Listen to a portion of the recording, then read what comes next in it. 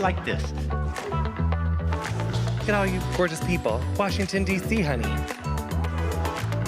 I love, in a synagogue. I'm Wolf Blitzer, and you're in the situation. This might very well be the most beautiful place I've ever had the luxury of reading poems in. Sixth and I is a place unlike any other. It does things that no one else dares to do, and it does things in ways that no one else does. These stories were beating at the door of my heart, screaming, "Let me out!" Sixth and I is a sense-making institution that we come together, not individually, but as part of a community, and try to figure it out, try to make sense of what's going on, and try to chart a path forward. Sixth and I serves DC and beyond as a center for arts, entertainment, ideas, and Jewish life. We aim to inspire more meaningful and fulfilling lives through an unexpected mix of experiences that embrace the multifaceted identities of those we serve. Sixth and I expands our understanding and definition of what culture is. It presents a definition for those who perhaps have not even thought about it or lack one. I think of Sixth and I as an embodiment of progress, and you see that in its history, you see that in its programming. You know, Dr. King said that the arc of the moral universe is long, but it bends towards justice. But here's the deal. It doesn't bend on its own. It only bends when people like us put our hands on that arc and pull it towards justice. Sixth and I, and how it reaches out to a new generation, is doing something that other faiths and religions could also follow or emulate. It's meeting people where they are. My journey with Judaism really started at Sixth and I. I attended my very first service during the high holidays last year, and Rabbi Aaron talked a lot about how we spend our time and spending our time on the things that really matter. That really resonated with me and made me want to continue exploring and learning more. I have found that the things that concerned me in prior religious spaces are just not here at Sixth and I. We're encouraged to create community, have conversations, wrestle with some of the biggest questions. In a multicultural world, this space offers a place where people can find their own definition of what is sacred. There are 2 Pakistani Muslims in a historic synagogue, a stone's throw away from the U.S. Capitol. God bless America. Coming into a space that is non-judgmental, totally open, welcoming, and just really wants you to be here and to feel like you belong is really special. People who have means, I actually have a moral obligation to allow other people up the ladder of art and culture. If we want to keep the rich history and legacy of Sixth and I alive and well, then we have to support it. Ladies and gentlemen of Washington, D.C., always an absolute pleasure.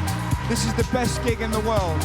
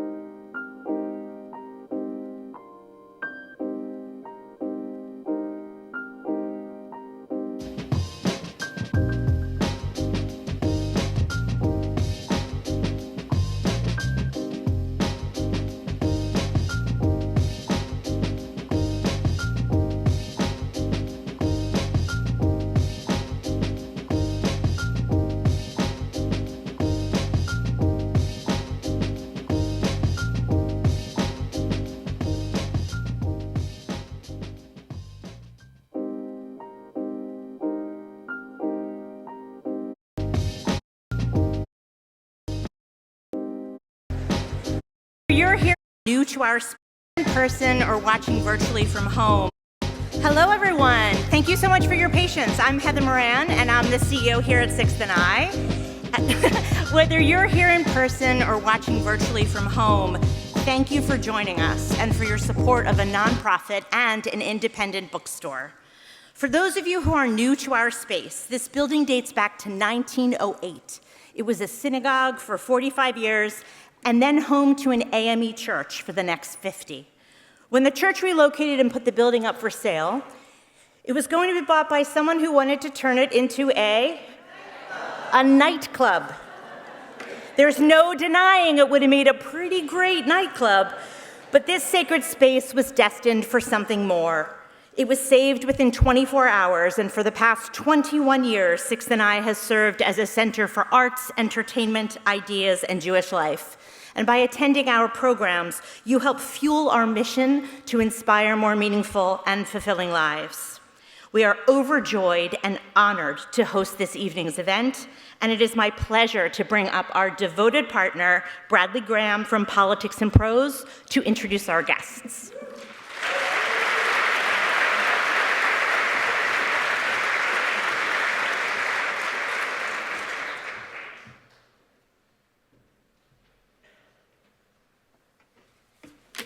I don't know if you can see, but I've never worn boots like this up here before. But feels a little weird, but then we've never had a snowfall, at least in a long time, like we had a few days ago. Thanks, Heather, and to you and to your very talented and committed staff at 6th and I for helping to make this event possible. We at Politics and Prose love this place for author talks because, as you can see, it's so wonderfully spacious and elegant. I'd also like to thank all of you for supporting both 6th and I and Politics and Prose in our continuing efforts to bring readers and authors together. It's very exciting to be hosting Governor Josh Shapiro.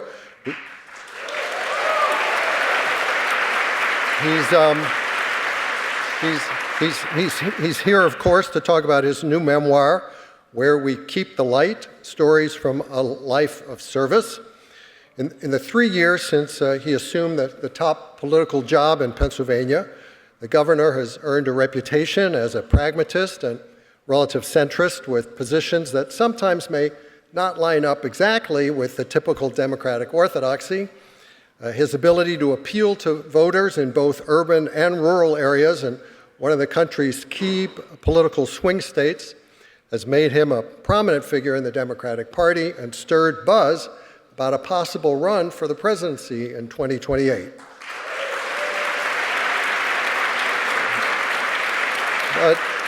But before that, he's up for re-election as governor this November. Since winning the last time by an impressive margin of nearly 15 percentage points, he's continued to garner high approval ratings, even while governing with a slim one-person majority in the State House and a Republican majority in the Senate. In his book, the governor reflects on a life of public service, marriage to his high school sweetheart, Lori, who's with him tonight, being father to 4 kids, and being Jewish.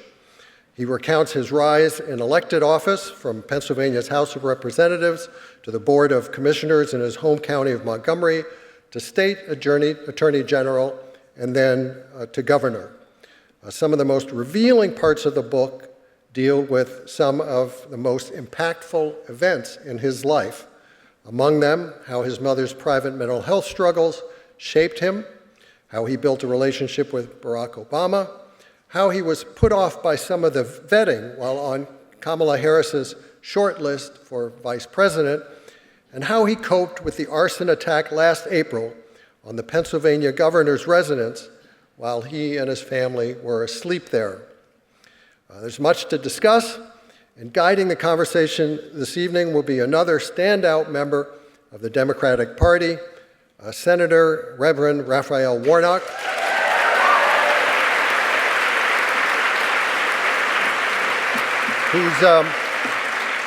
Whose own career has followed 2 parallel paths.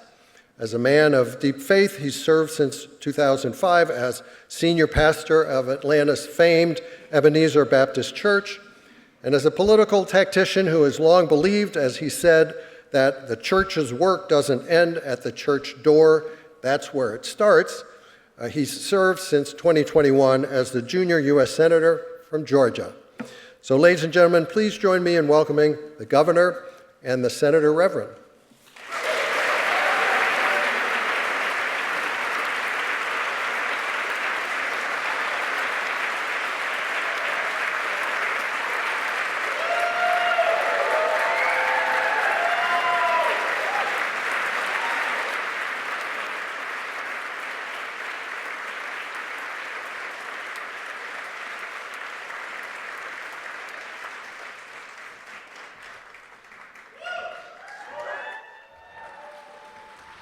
Wow. Holy cow. Well, hello, everybody. We're here with Governor Josh Shapiro. Give him a great big round of applause. Thank you. Thank you.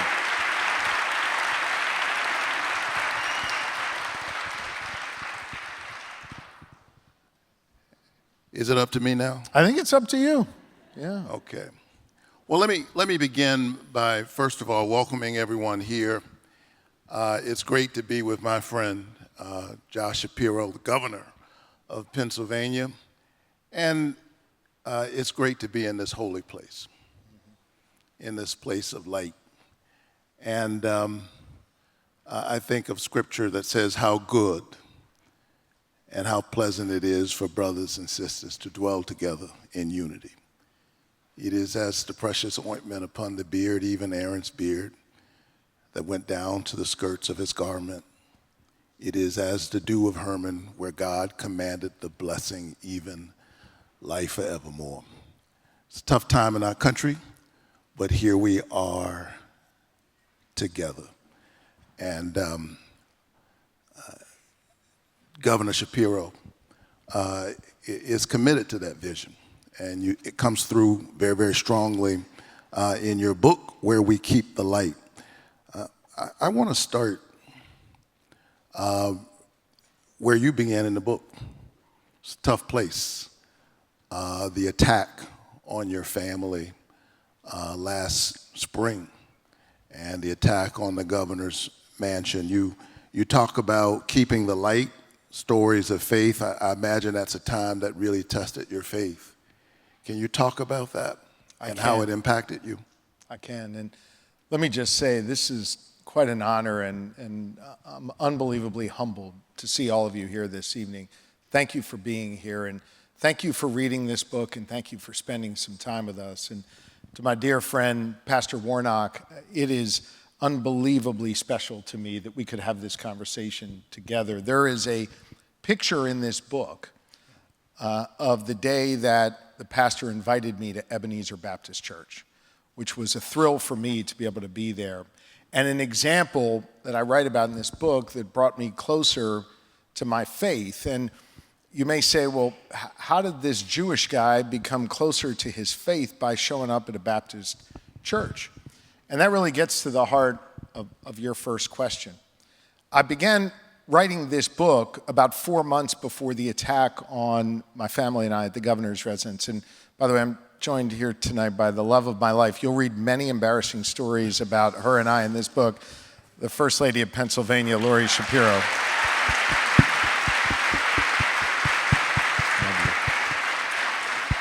And she's here with my dad, Steve, too, which is pretty cool that my dad is with us.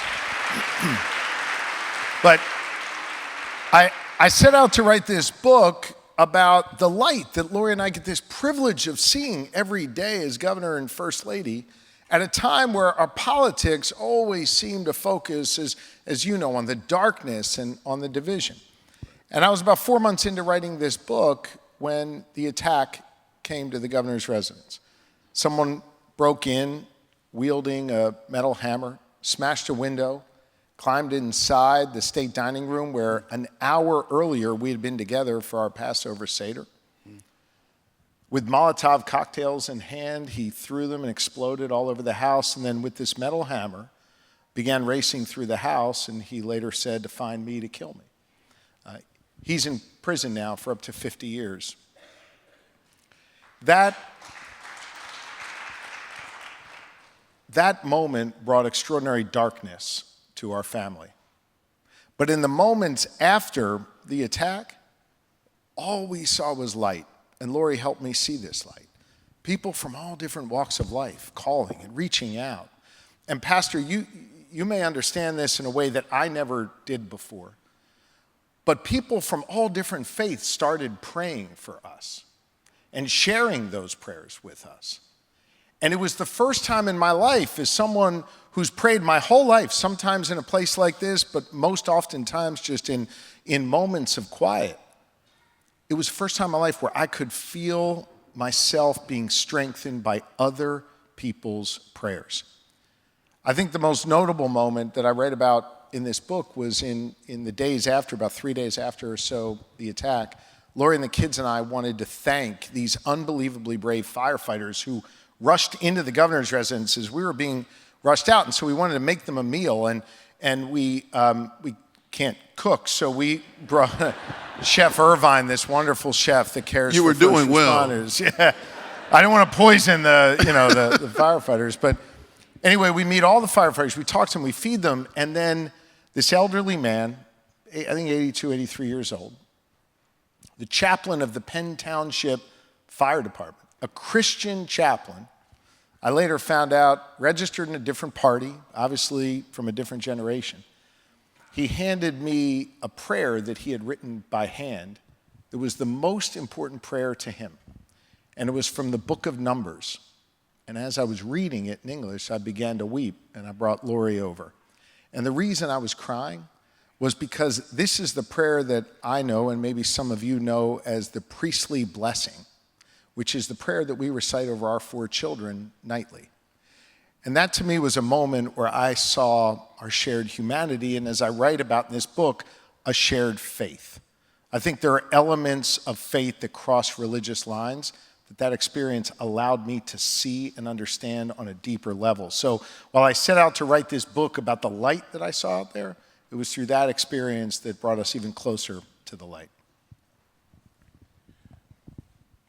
So in this moment, as you reflect on that, and we're still wrestling with that darkness, we witnessed just a couple of days ago an attack on Congresswoman Ilhan Omar.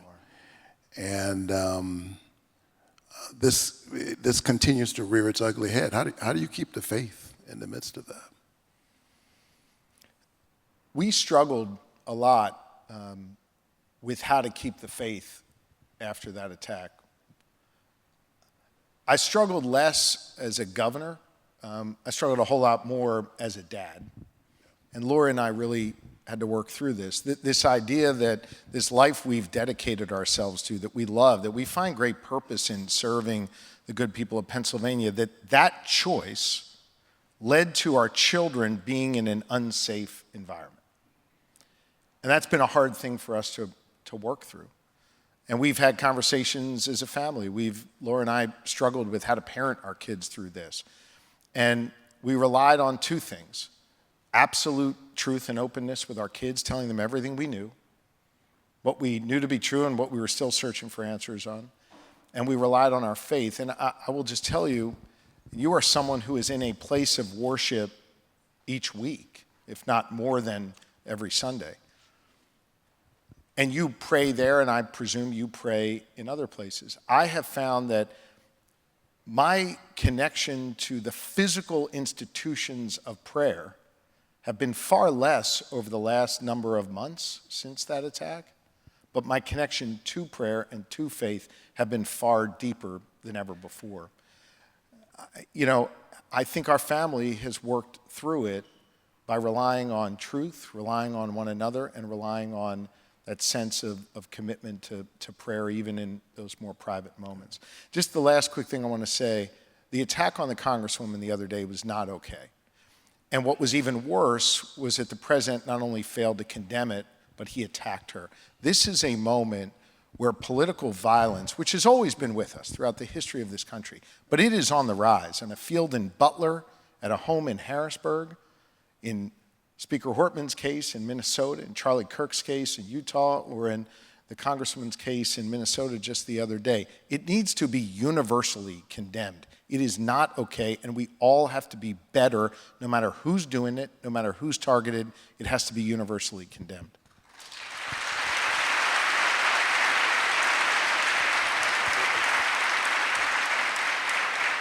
Absolutely, and when the president says, well, she staged it. I mean, we in a real sense, he's inviting it. It's another way of saying it's okay. He's encouraging that kind of violence when he makes that kind of remark. It's worse than flippant. It's inviting that kind of violence. And when Charlie Kirk was murdered, somebody with whom I disagreed all the time, I thought it was important to go to the floor of the Senate and condemn it. We can't have political violence and democracy. Either we have a democracy or we have political violence. It's the opposite of democracy.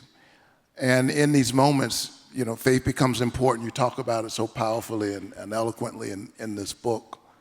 But you're also a man of action, engaged in service. And I can't help but think about Rabbi Abraham Joshua Heschel as we sit in this place. You can clap for Rabbi Heschel, who taught us how to keep the light. That's right. And he said in those dark days in Selma, when they were facing a different kind of violence or in a different moment, he said that when he marched with Dr. King, he felt like his legs were praying. And so we're in a moment where we have to pray with our lips and with our legs. What does that look like, not only for those of us who serve in office, but for everyday citizens? What is that kind of activism and engaged spirituality? What are the examples of that you've seen along the way as you've done your work? I know it is hard right now to feel like you want to be active. I know it is way easier right now to turn off the news, to pull up the covers, and to hope it all goes away. But as I write about in this book, in the final chapter, the story of America, born in the city of Philadelphia. Thank you to the one person that just cheered for Philadelphia. Go Birds, by the way, go Birds. The story of America is the brilliance of our founders to write these documents in Philly and leave them incomplete and leave the work to the next generation.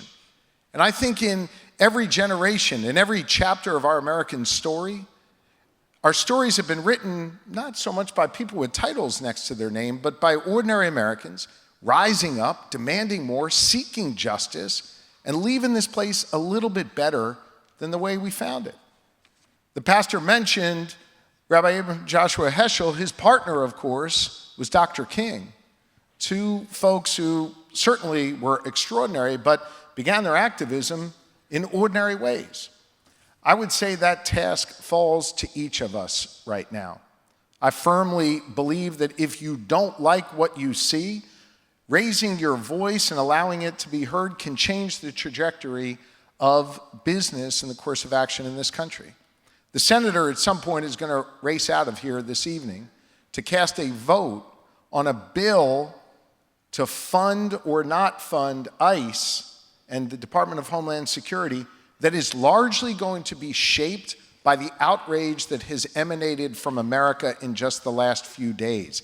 That's people power right there. And this is a moment where we need to raise our voices and see concrete things happen. We're going to get to Q&A in just a moment, sir. Thank you. I promise you we're going to get to Q&A. I promise you that we're going to get to Q&A in just a moment. We'll be happy to take your question later. We'll answer your question. We'll respond to your question. Thank you. This is what democracy looks like. Let's give a hand to Have a great democracy. It's evening. part of the democratic process. Thank you. I'd like to ask. I wish he had held on for a little. I wanted know. to hear his question. I would have taken his time. question. I know you're supposed to ask me the question. I'd love to ask you a question. How is it that you're able to see the challenges that you see in your role as a senator, to hear the pain that your constituents share with you as a result of some of the chaos and the cruelty coming from this administration? And how are you then able to find your faith, your spirituality on a Sunday and inspire others? Have you found that this experience has taken or sapped away some of your faith and your ability to lead your congregation? I know I wrote the book, but I want to ask you a question. No, and I appreciate the conversation. And look, I got into this crazy business because of my faith. And one of the things that I have learned as a pastor is that very often you're not able to do what you'd like to do for people. Every now and then you have a victory. But pastors walk alongside the people even as you work for the people. And that's what I try to do in my work in the Senate. Every now and then we get a victory, and there are things I'm able to deliver, and I'm proud of that. But I think in this moment, I went to Minneapolis a couple of days ago. Saw that. We appreciate that.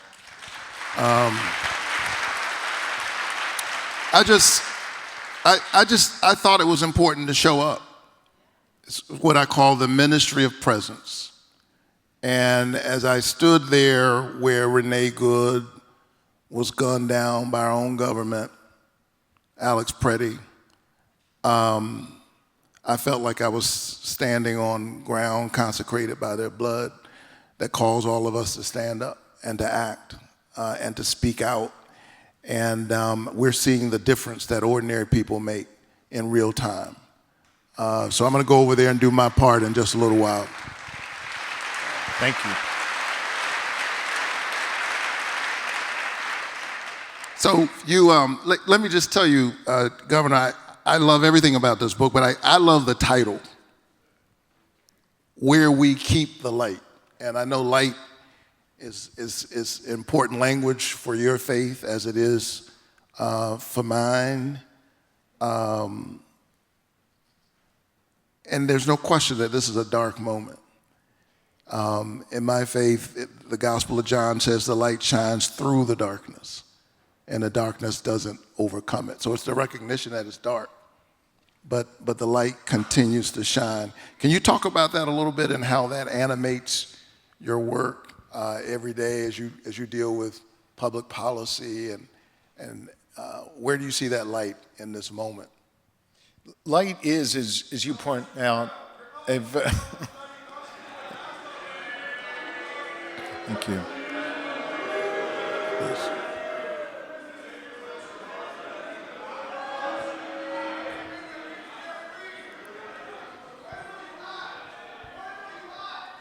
Thank you. Light is, thank you.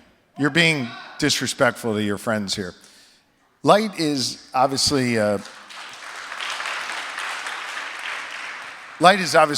central theme in the religious text that I've studied throughout my life. And I am by no means an expert on the religious text, certainly in the manner in which you are.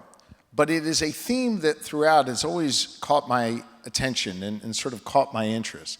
This desire to find goodness in the world, to see goodness in people, to not allow the negative of the moment to crush your spirit, but to know there's something positive that might come from it. To see all humanity with a way. Okay.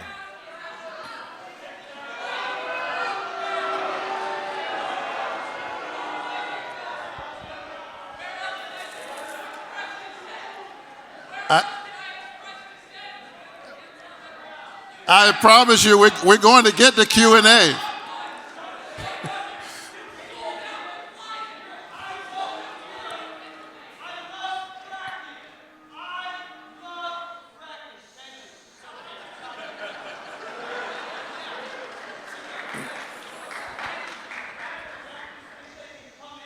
One of the ways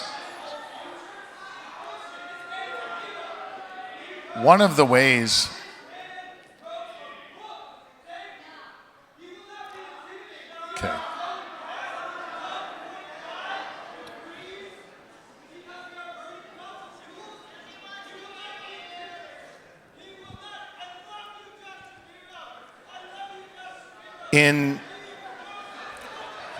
I love you too. Thank you. Hear me on this. There's a serious point. Okay.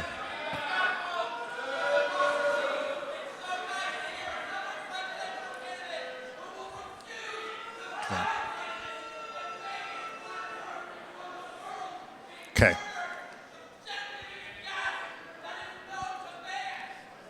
Thank you. Yelling really helps your cause. See you later. Listen,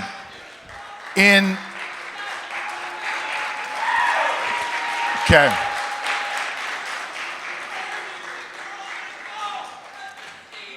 Good job. The yelling helps.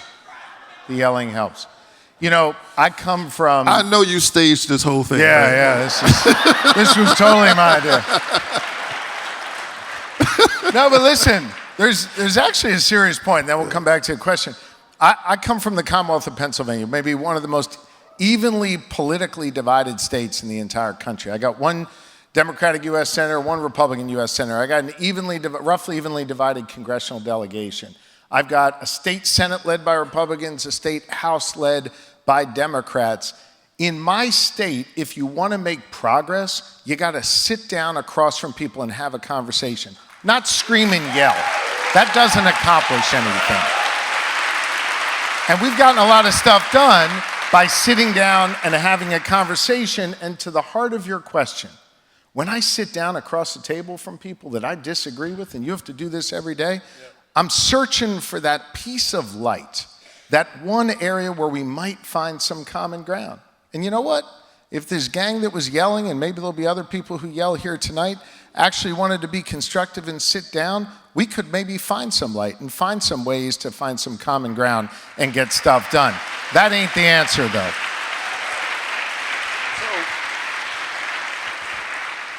So it's a good point.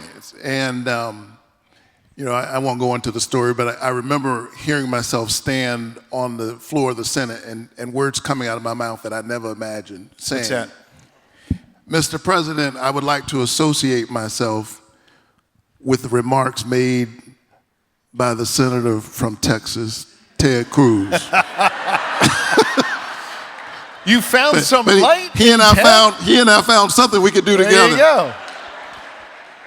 Tell me, so I know you got stories like that. Give me an example of when you found yourself working with somebody or working on an issue and found an unlikely ally to get something done. Yeah, man, every day in Pennsylvania, I'll tell you. You know, in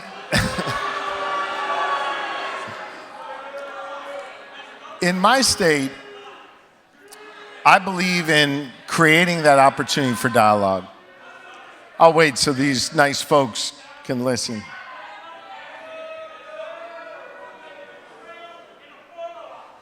All right. I set the table at dinner at the governor's residence pretty regularly with people from the other party, because I think it's important that we find ways to work together. Man, these are people that go out and typically vote against my initiatives. They sure as heck aren't voting for me at the ballot box. And we were all sitting around the table one night. Everybody was being, pretty polite. And this one guy who's from a conservative part of the state, one of the most conservative voting records, got upset with another person at the table who had said something negative about trans kids. And he said, he has adopted a number of kids, he has several biological kids, and he said, one of my kids is trans. You'd have never known that from the typical debate that was happening on the State House floor. You'd have never known that from the way he showed his politics, but in that moment, he shared something personal about himself that opened up other people's eyes.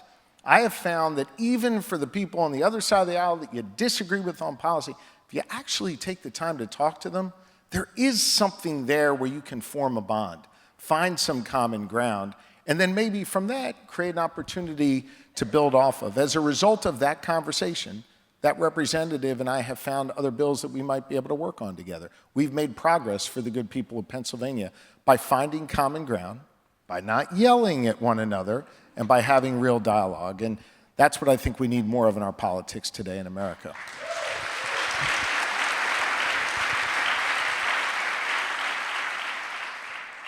You often tell your children that if you are firm enough in your convictions and your reasons why, then you will always end up in the right place. How did you talk to your kids in the days after the 2024 election? Ooh.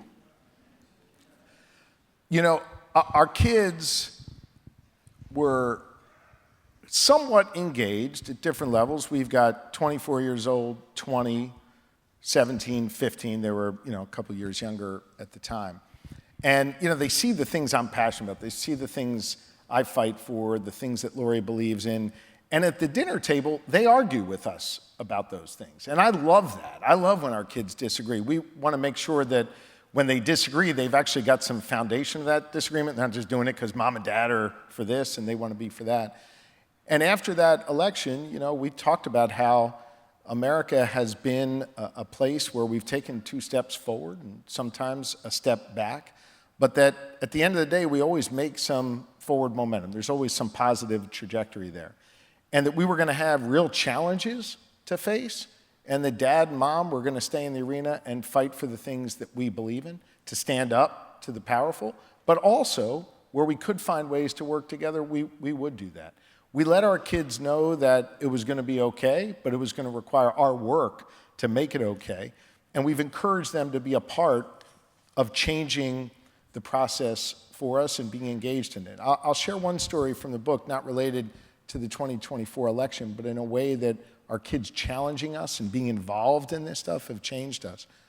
In 2016 and 2020, when I ran for Attorney General of Pennsylvania, I firmly believed in the death penalty for the most heinous of cases.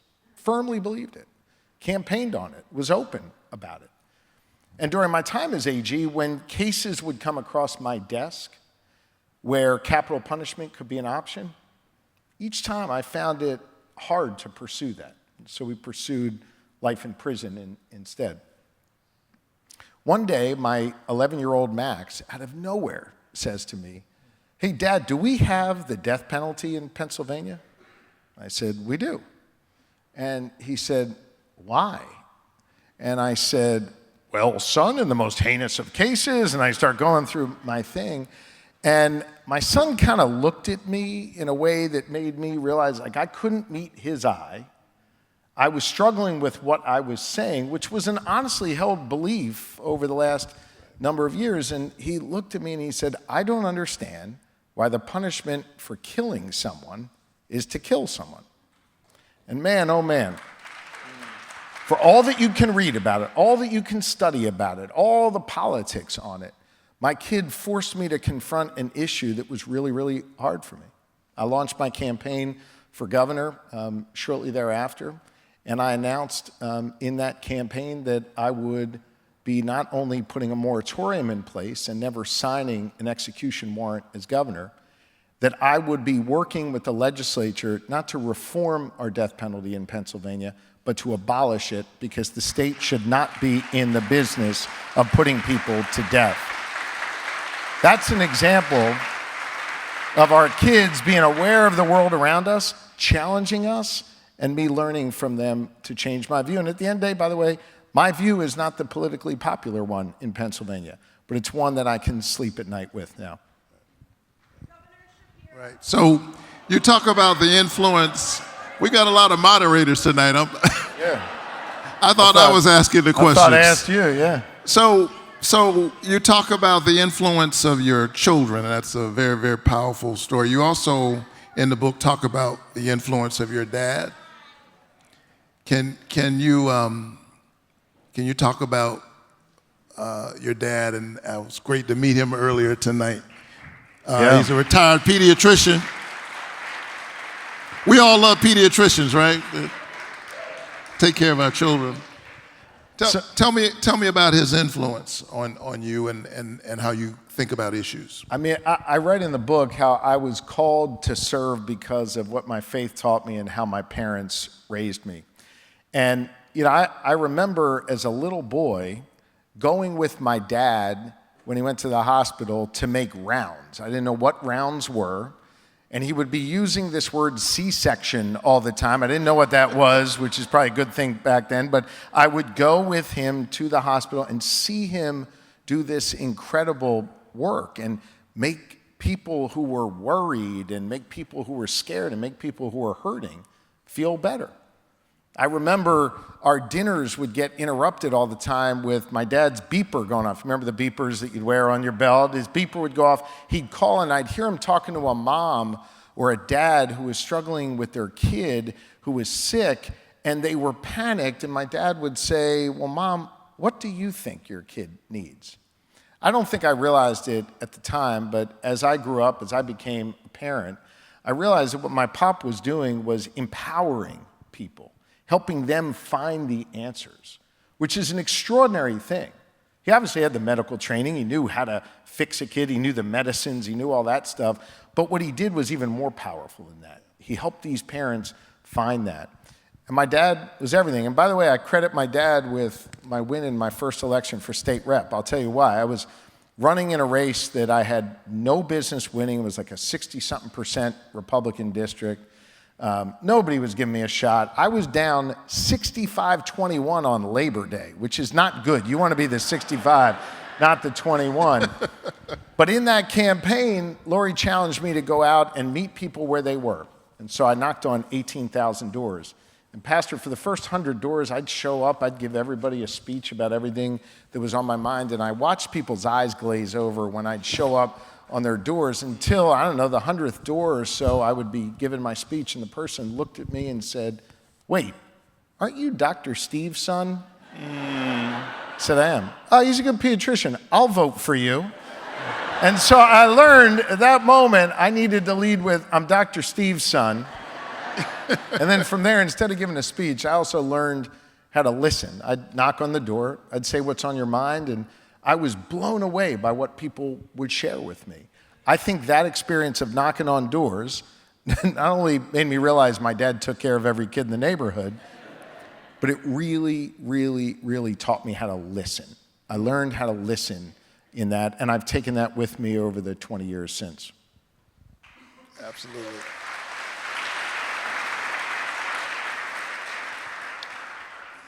Listening, imagine that. Yeah. A politician listening to what the people How about that? think needs to be done. You talked about during your campaign for Attorney General that you visited parts of the state that Democrats don't usually visit. And, I was elected to the Senate in Georgia. You did the same? So I know what it's like to go across these rural parts of the state. Tell me about how that informed your work, and what do you think are some of the lessons for this moment?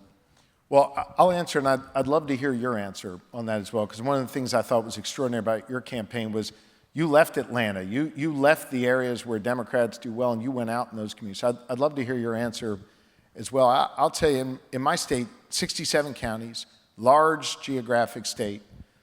To give you some context on the politics, I got more votes than anybody in the history of our state, and I think I only won maybe 10 of those 67 counties. Mm-hmm.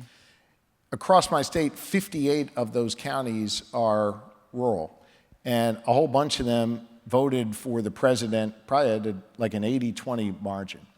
And I showed up on all their farms, I showed up in their communities, and I listened, the lesson I learned when I was knocking on doors.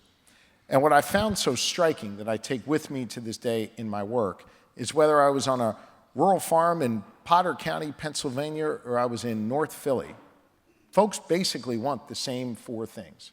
They want a good school for their kid and their grandkid. They want safe communities to live in. They want economic opportunity, which means a job in the community they love and a community they can afford to live in. And then fourth, and this has become even more pronounced in recent years, They want their rights and their freedoms protected. That is true of Republicans, Democrats, and independents. And so after showing up in those communities and listening and learning, I've channeled all of my energy into focusing on those 4 areas every day.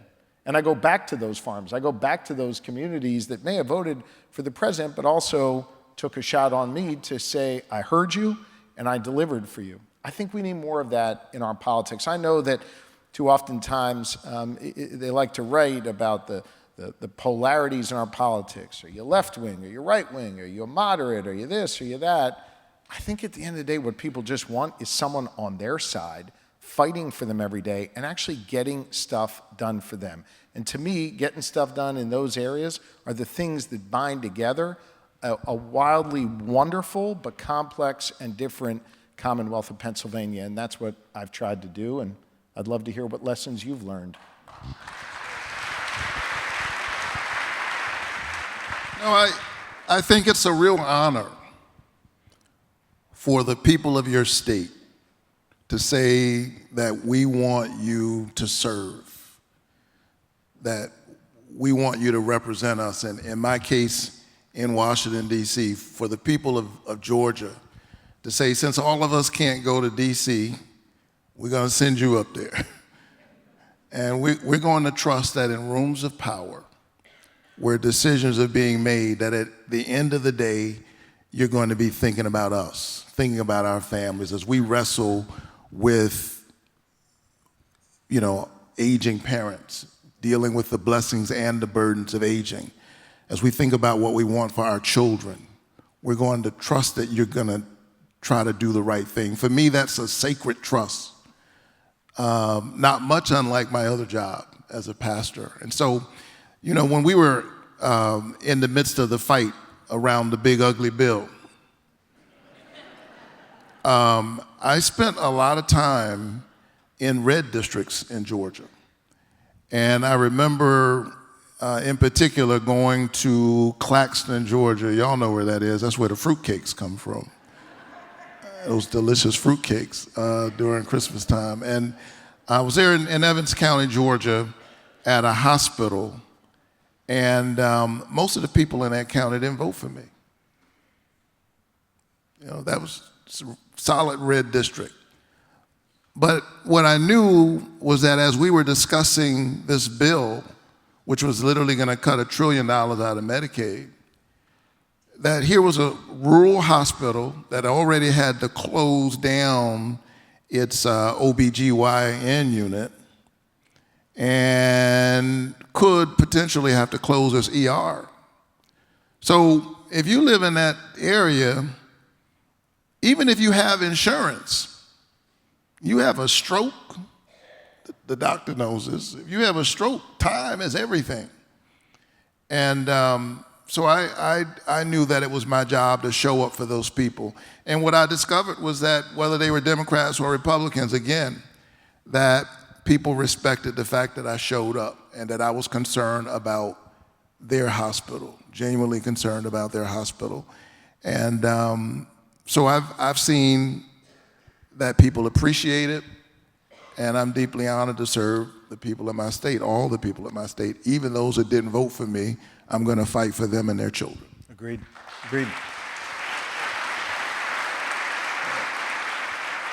So we've got some questions that came from the audience. Okay. And I'm going to pivot here. Are you going to yell them at me? No, or? No. I'm going to be kind. But they even though I don't know how kind they've been to me, they said a Baptist preacher in this chair, and they said there's an iPad with a clock in front of you. So, but I'll try to be brief, Baptist brief. Baptist brief. That's like Jewish time. Yeah. So, question from Tony: what are some key steps Democrats can pursue to win elections in 2026? That's a question from Tony.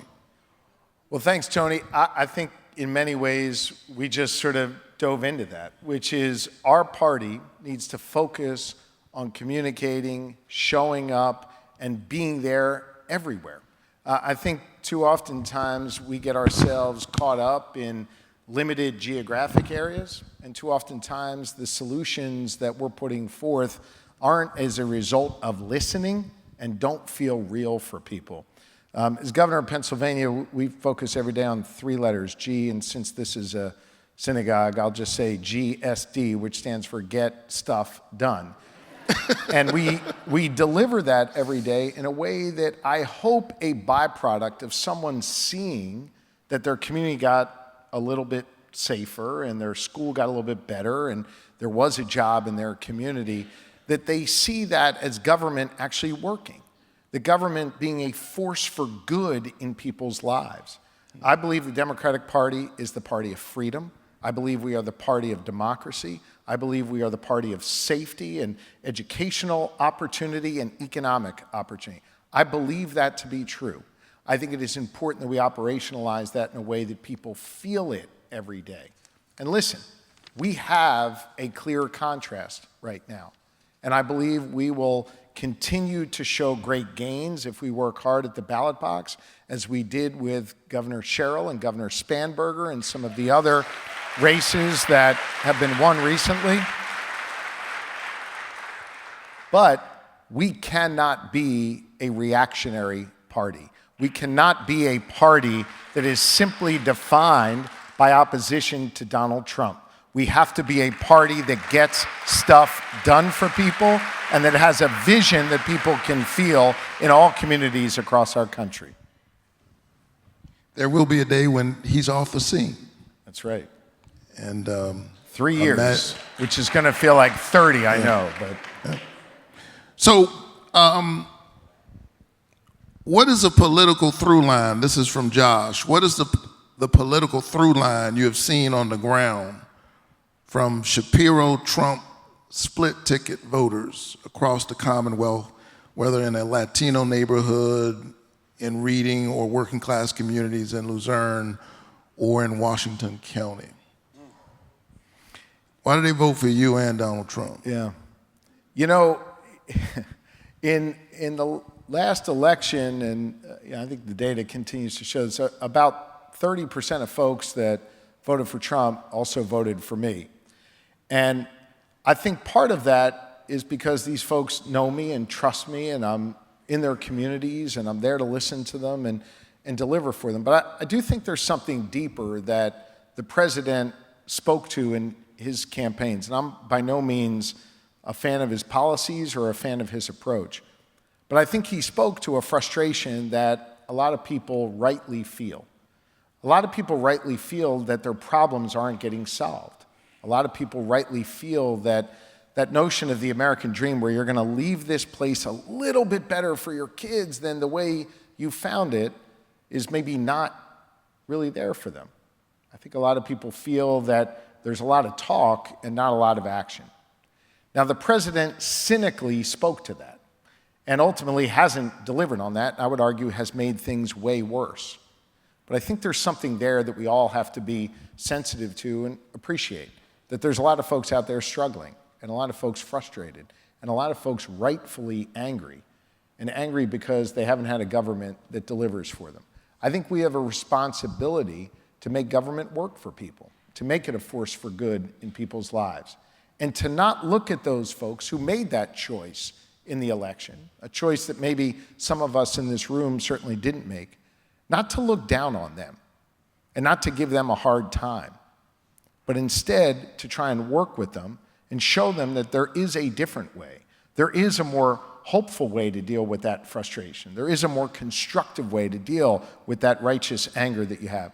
And the way to do that, I believe, is by the leadership we're seeing from Democrats across this country. Democratic governors doing incredible work, some of these members of Congress, and of course, U.S. senators like Senator Warnock. I think we have to figure out ways to speak to their frustration in a way that doesn't speak down to them or isolate them, rather make them part of the conversation.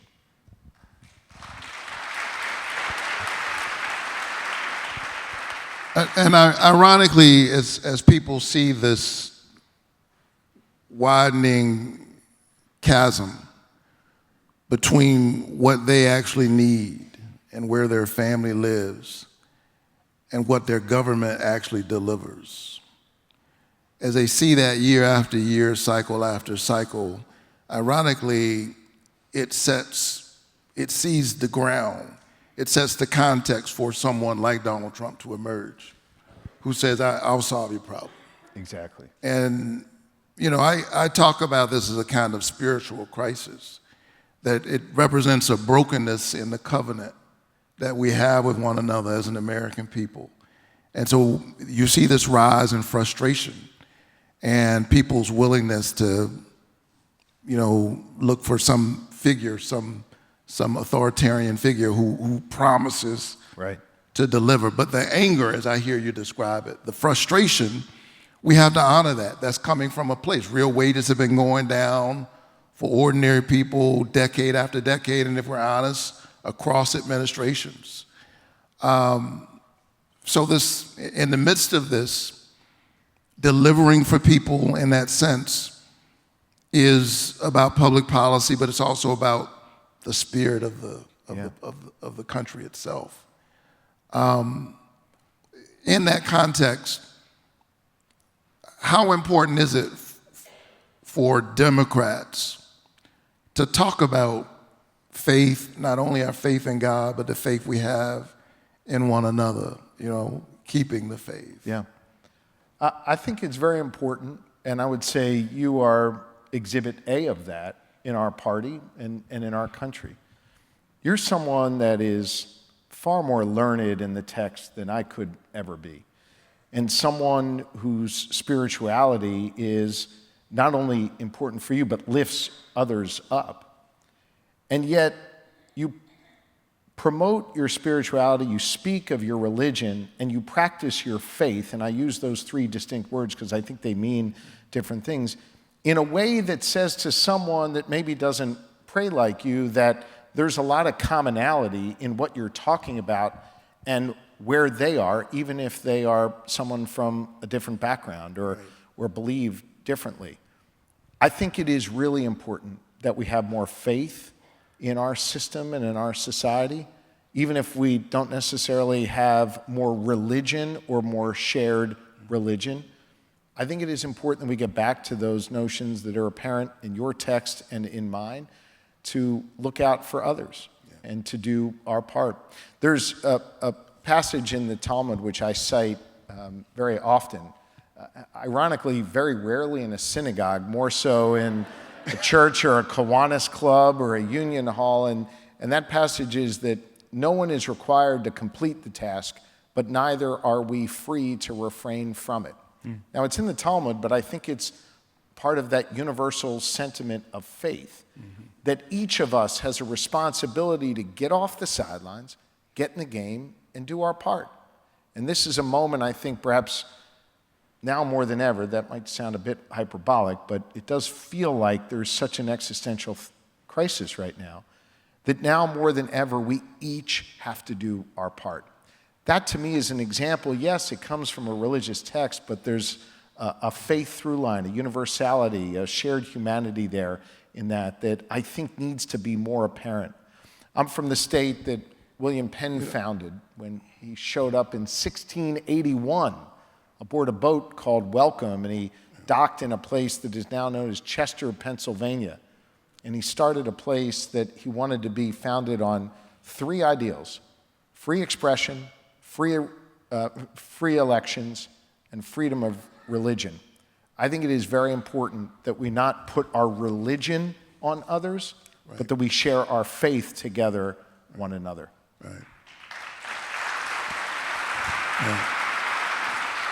No, I'm a pastor who serves in the Senate. I believe firmly in the separation of church and state.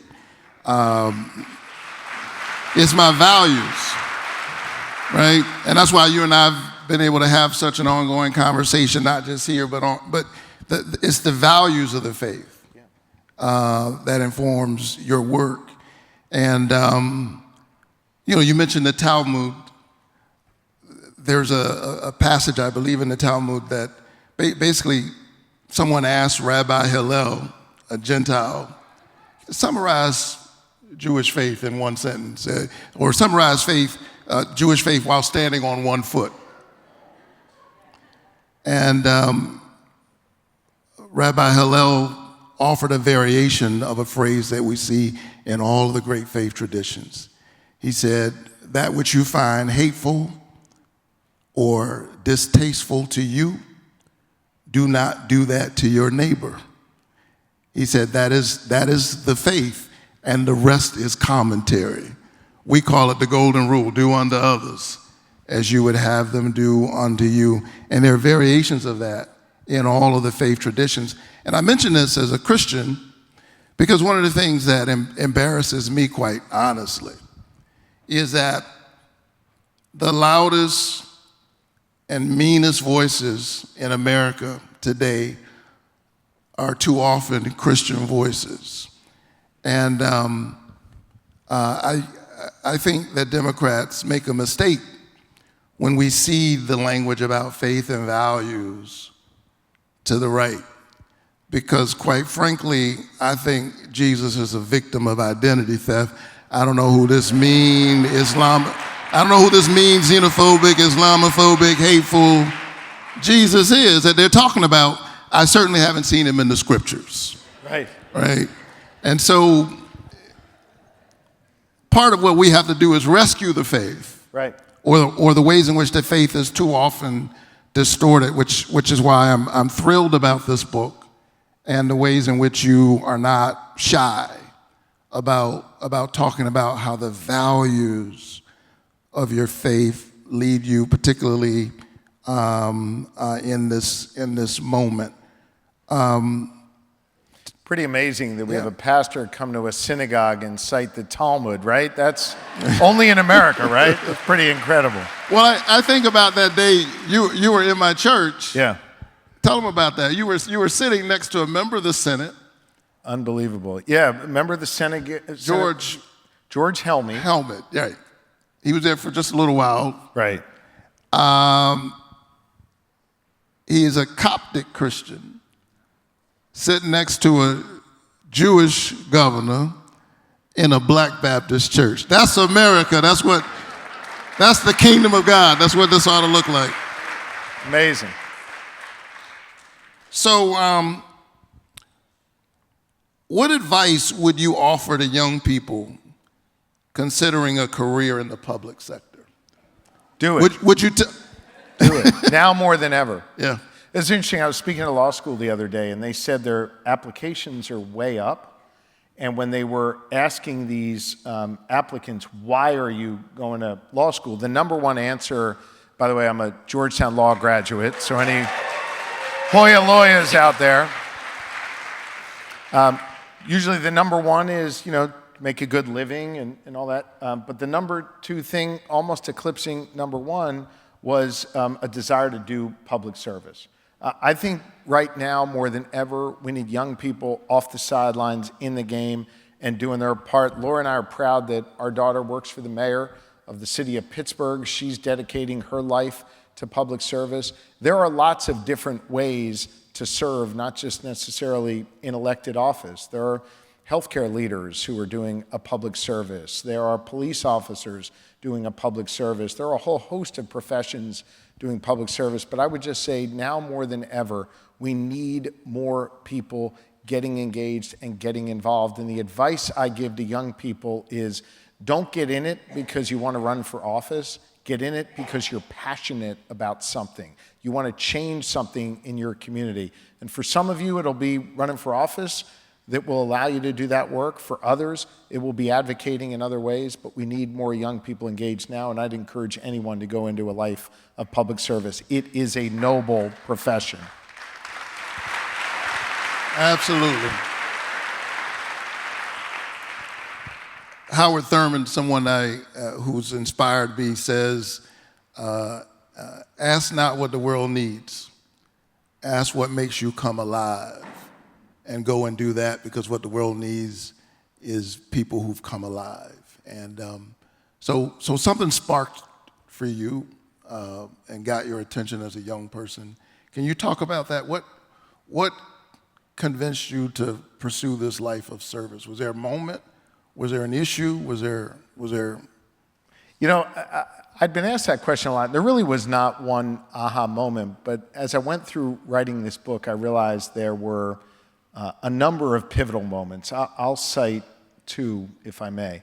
The first was when I was a young boy. I mean, I was 6, 7, 8 years old. And my mom, who was this unbelievable social justice warrior and advocate, taught me about these children in a place called the Soviet Union, which I had no idea where that was, who were Jewish and who weren't permitted to be free, and they were called refuseniks. And my mom educated me on them and got me involved in helping them, and this was before, you know, word processors and computers, and my mom would have me write letters to this boy in the Soviet Union to basically keep him company. I was his pen pal. And I reached a point where I wanted to see him, to meet him. And my mom said, then we need to go to Washington, D.C., and we need to talk to U.S. senators, and we need to get them to help get this boy out of the Soviet Union. I came down to Washington, D.C., and I met then Senator Biden, who was known back then as the 3rd senator from Pennsylvania, and Senator Specter. And we lobbied them, and they brought me to Senator Kennedy's office. I didn't know who any of these people were, and I didn't know how important they were. I knew they wore fancy suits, and I knew they had fancy offices, and they were people of power and purpose, and I worked with them. And 2 days before my bar mitzvah, when I was 13 years old, that boy was freed from the Soviet Union and stood with me in Elkins Park, Pennsylvania, and we had our bar mitzvah together. I mean, I wish I could tell you that was the moment where I said, oh my God, I want to be a U.S. Senator, but I didn't, because I went on to be a goofball in high school, as Lori will tell you. She went through high school with me. And in college, I went into my freshman year hoping to accomplish 2 things. One, to be a doctor like my dad, because I had determined that was the best way I could serve others and help people. And 2, I was going to be on the basketball team in my college. Why are you laughing? A short Jewish guy can't play basketball? And my freshman year, 3 things happened on the same day. I flunked out of pre-med. I wasn't very good at it. And when I thought, well, at least I'll still be in the NBA later that day, Coach Neer, and I'm going to use his name because I'm still mad, Coach Neer cut me from the men's basketball team. And then that night... All in the same day? Same day. And then that same night, someone knocked on my dorm room door and said, hey, Shapiro, we need one more to serve on the student senate, like our student government. I said, I don't want to do that. He said, well, you got nothing else going on in your life. You should give it a shot. I didn't realize it at the time, but that was the beginning. And that really set me on a path of realizing that the service gene that my parents put in me, that my faith put in me, wasn't going to be a NBA playing doctor, but rather could be achieved through a life of government service. And so those are 2 examples where I didn't realize it at the moment, but as I was writing this book and reflecting back on it, that helped me set me on the path to where I am today.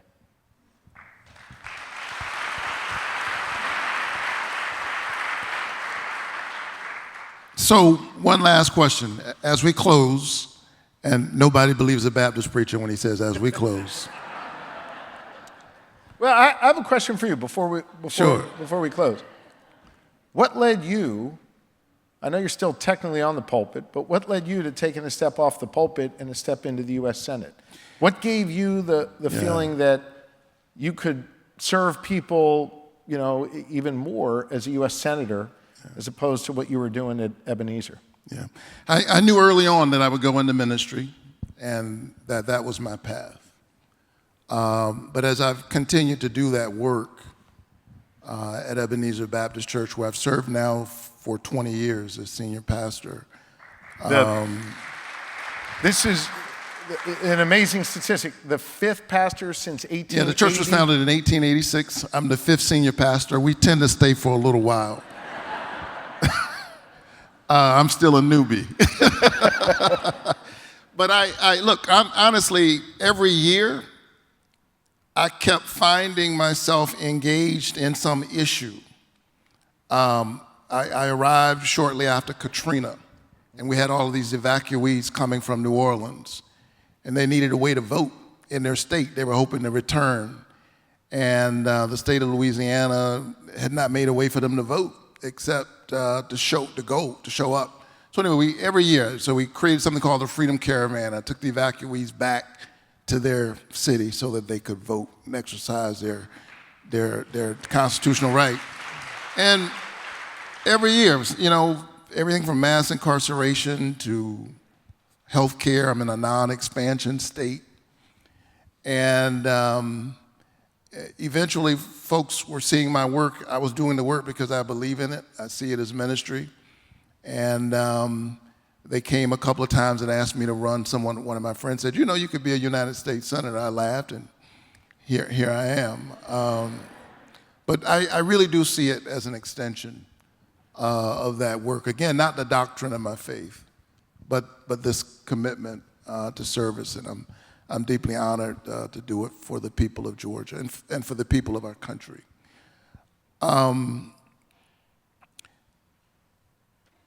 Where we keep the light. I think it's such a great title and really a charge for all of us in a moment like this. I do think that there are those who are trying to weaponize despair. They're flooding the zone.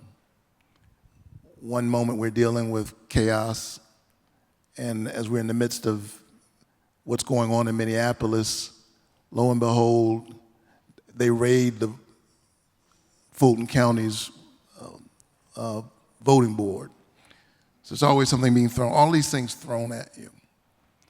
And we can't give in to those who are trying to weaponize despair. We have to keep the faith. And one of the things that inspires me is just people standing up, ordinary people. When I was in Minneapolis a couple of days ago, I met with faith leaders there. And these are folks who are braving the cold. Yeah. I mean, it's cold. I'm from Savannah, Georgia. It's cold in Minneapolis.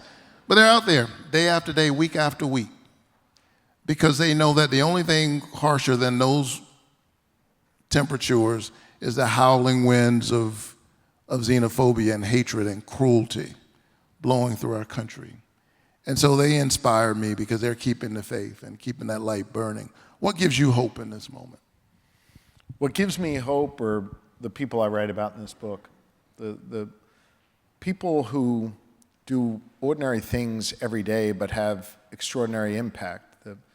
The woman at the counter at Sheetz, if any of you are from Western Pennsylvania, you know what a Sheetz is, who grabbed my shirt and pulled me close and cried to me because her husband was about to lose access to health care because two big insurance companies were fighting, and she inspired me to act, and she also inspired a community to rise up and demand change there. I find hope in the people I met who were abused over years and years and years. Thousands of children at the hands of over 300 predator priests in Pennsylvania, but who still had the courage to show up in a grand jury room, to testify and to challenge me to do something to make sure we righted a wrong and brought justice to them. I write about people like that in this book who have stood up through great pain, but with real purpose, and who help not only make a change for themselves, but for others. There is so much goodness in America and in the people of this country. And sadly, too oftentimes, our politics doesn't reflect that every day, but I see it. Lori and I are privileged to be in these roles where we get to visit folks in the communities where they're doing this every day. They are the ones shining light. They give me hope. And this battle that's been going on for 250 years to make this nation stronger and more just and more tolerant and more hopeful, that battle continues. And to be able to have a seat at the table reflecting their will and their wishes, that gives me real purpose in life, and they give me great hope, and that is where we keep the light. Governor Josh Shapiro, thank you so much. Thank you, everybody. Thank you, Senator. Thanks, everybody, and thanks to the folks at 6th and I for hosting this event. Thank you.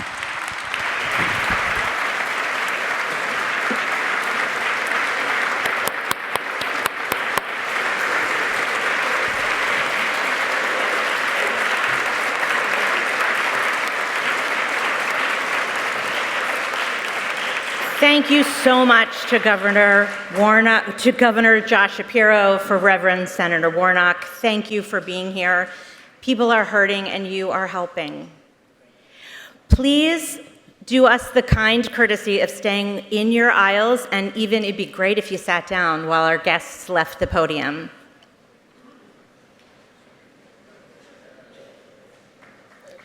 Thank you so much. You're both.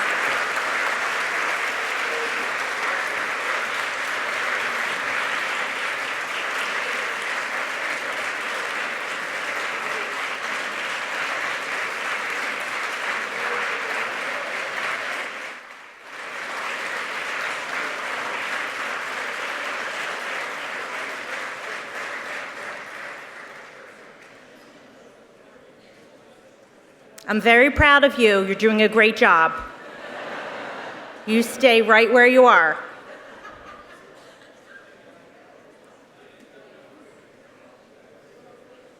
Thank you so, so much for joining us tonight. You can feel free to exit through our main lobby and both corner lobbies. All exits are on this level, and additional books are for sale in the main lobby. Thank you so much. Get home safe, and see you back here soon.